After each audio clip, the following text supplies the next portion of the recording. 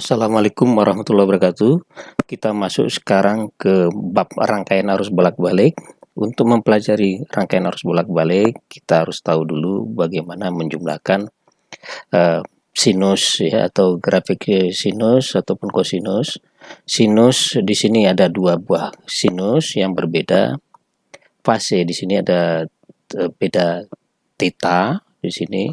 Maka nanti karena ini frekuensinya semuanya sama, maka nanti kita peroleh amplitudo yang baru dari penjumlahan ini. Frekuensinya sama dengan ada pergeseran fase. Untuk mempelajari itu kita masuk ke lihat animasi berikut. Kita masuk ke Desmos ya. Kita buat grafik Y1 sama dengan sin X, sin T. Ini kita peroleh begini.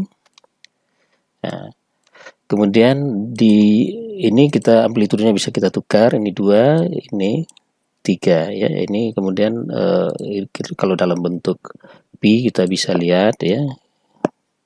Pi, nah ini berarti ini satu lingkaran. Ini namanya dia semua sinus, kosinus itu grafiknya periodik, berulang ya. Setiap 2 pi berulang.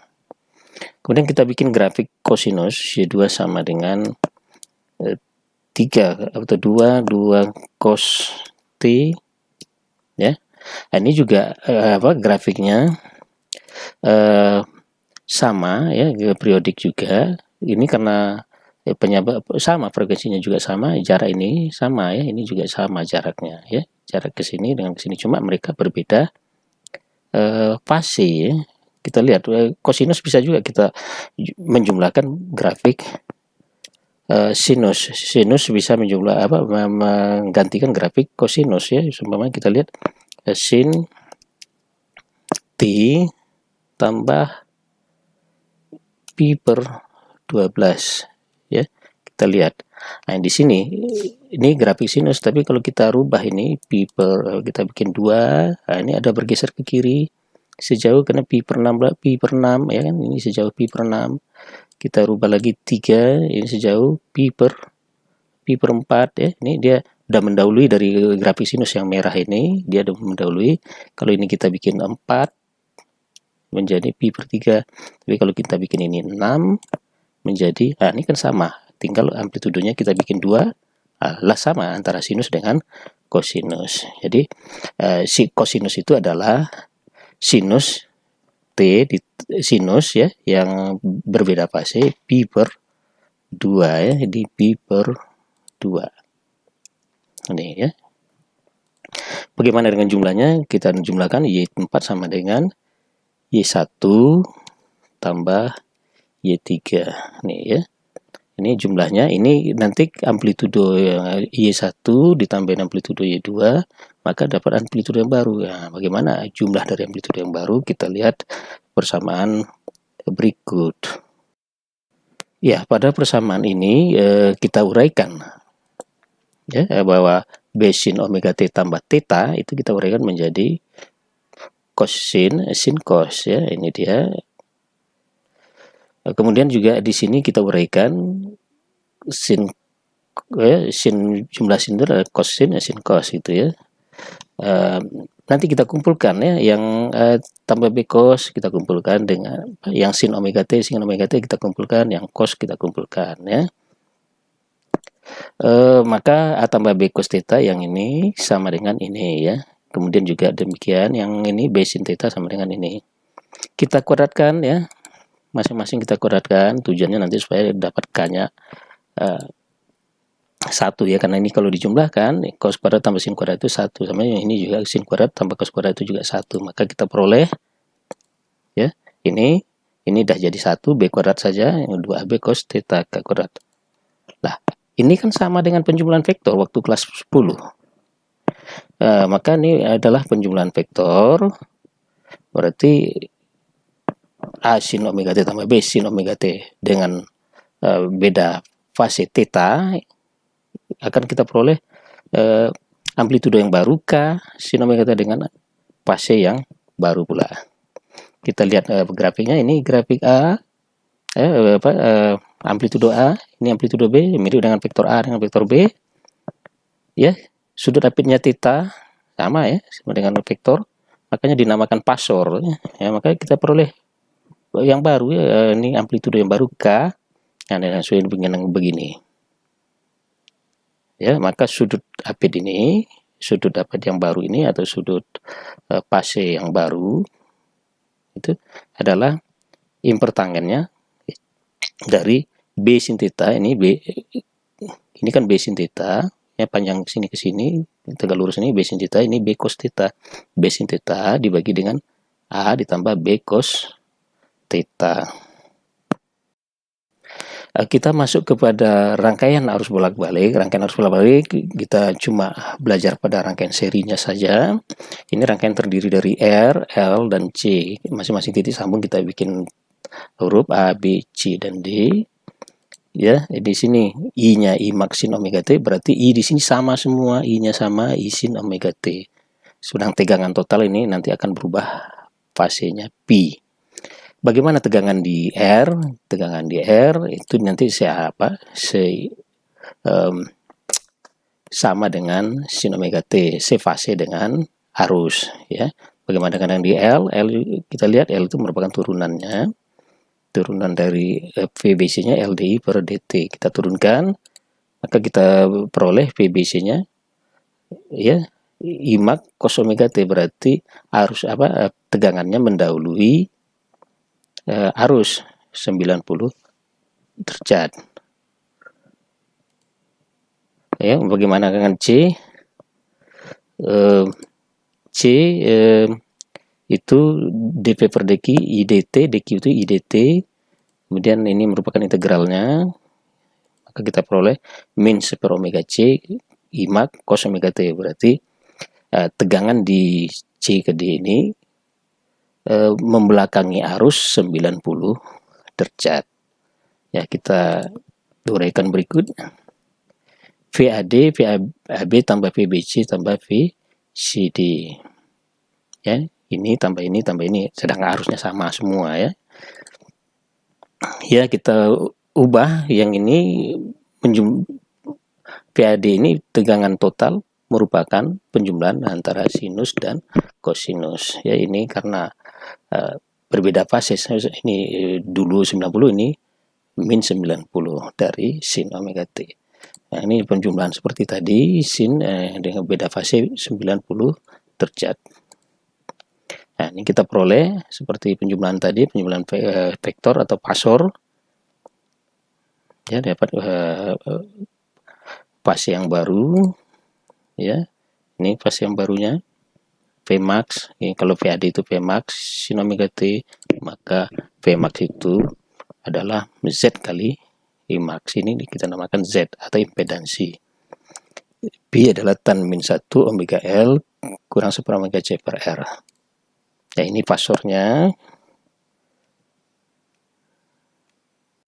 Kita perhatikan perhitungan fasor berikut. Kalau seumpamanya ini A tadi, ini B, ini mereka kasih fase, maka kita lihat ini ya penjumlahannya ya, biasa. Kalau dia berbeda fase, nah ini lihat ya.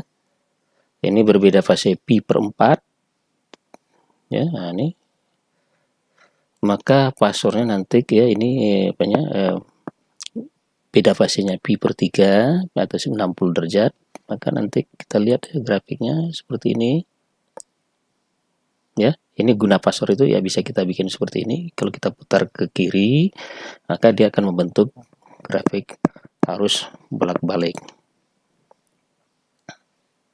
Kalau beda fasenya 90 derajat, ini 90 derajat.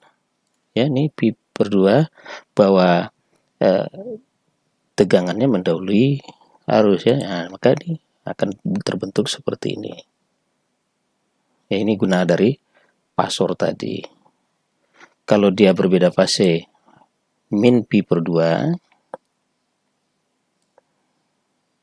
ya, ini min pi per 2 pada 0, ini semuanya kapasitif, maka kita peroleh begini.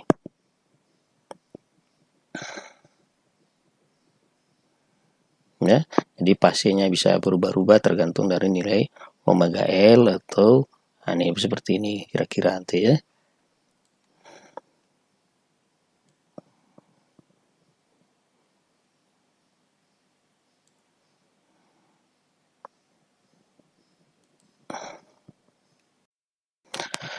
Selanjutnya kita lihat pasor tadi, ini merupakan R resistansinya, ini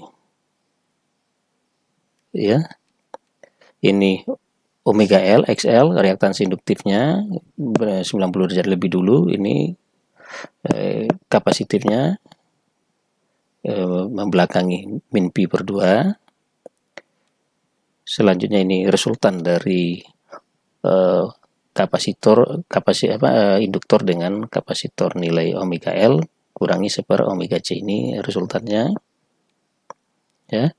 Nah, ini adalah nilai impedansinya Z ya, secara ini beda fase antara arus dan tegangan, ini P ya.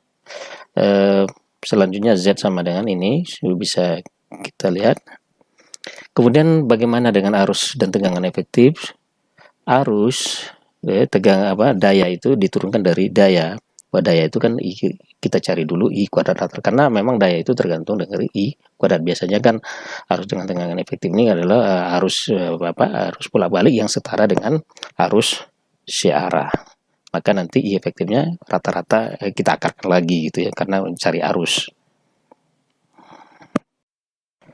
Sebagai ilustrasi kita lihat ini grafik sin T ya dengan amplitudo 1, maka luas area ini adalah ya, ini luas area ini dibagi dengan 2pi, itu dapat rata-ratanya yang merah ini, itu kira-kira nilainya diakarkan lagi, nilainya 0,707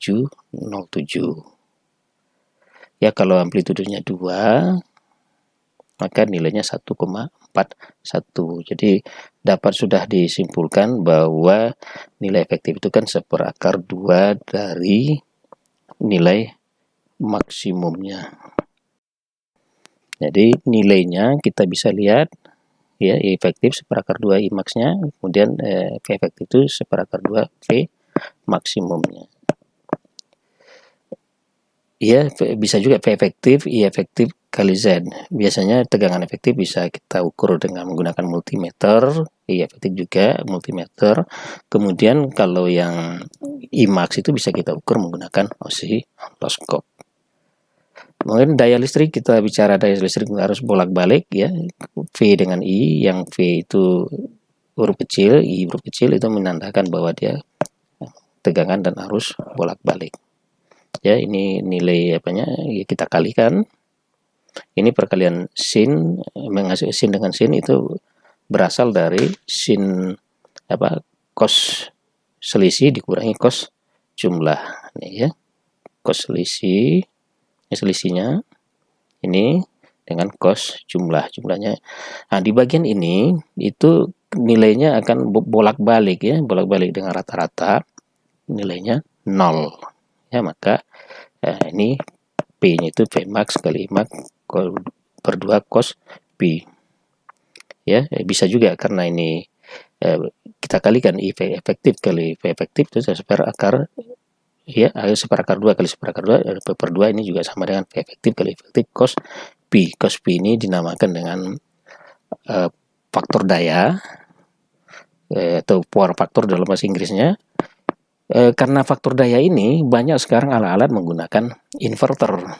Maksudnya listrik bolak-balik tadi dirubah menjadi arus searah dengan nilainya ini ya, tadi itu efektif. Kemudian arus dan tegangan diperbaiki ya, dibikin lagi bolak-balik sehingga cos P-nya itu memang kalau bisa memang mendekati 1 atau memang 1. Pada soal-soal biasanya yang susah sulit, yang jarang rangkaiannya beresonansi. Maksud resonansi itu adalah nilai induktansi dengan nilai reaktansi induktifnya dengan reaktansi kapasitifnya sama, sehingga beda fase arus dan tegangan itu 0. Itu memang sulit juga untuk bisa kita capai, tapi itu bisa. Tapi yang paling efektif sekarang adalah menggunakan inverter. Ya, demikian dulu